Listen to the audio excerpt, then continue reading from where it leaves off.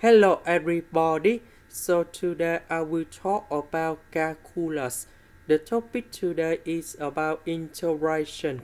So now I will show you how to answer.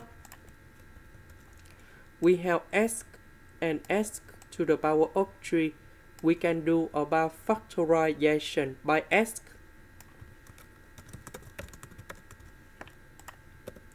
Now we can do about partial fractions. So I will put capital A over s and capital B over s squared plus 4. Because this is the power 2 in here, so we need to put about bs plus c. So we need to reduce the power from number 2 into number 1. So we have 2 minus 1. You got about s. And later that we need to reduce until we have s to the power of number 0 in here. That's about 1. Now we need to do about common denominator. So I will put capital A multiplied by this one because this one missing about s squared plus 4.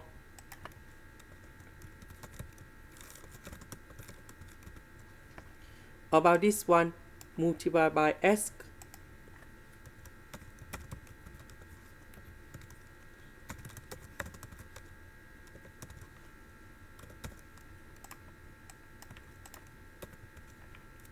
Now capital A multiplied by s squared and number 4 in here.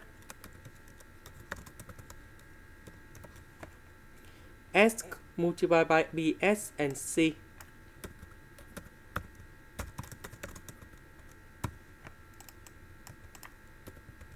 Now we need to arrange based on the term of s. About s squared, we have a plus b. About s, we have c. About the number, we have 4a. We just have number 12 in here. So that means 4a equals to number 12. We don't have s and s squared, so a plus b equals to number 0 and c equal to number 0. And now we create the system of equations. So we have a plus b equals to number 0, c equals to number 0, and 4a equals to number 12. So a, we just divide both sides by number 4, and you got about number 3.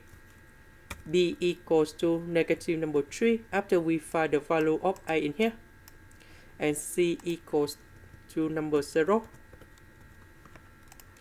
And now we put the value go in here.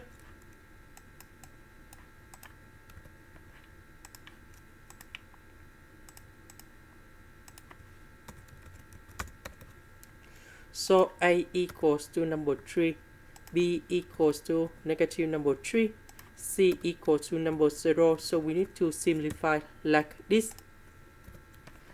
And now we have the final answer.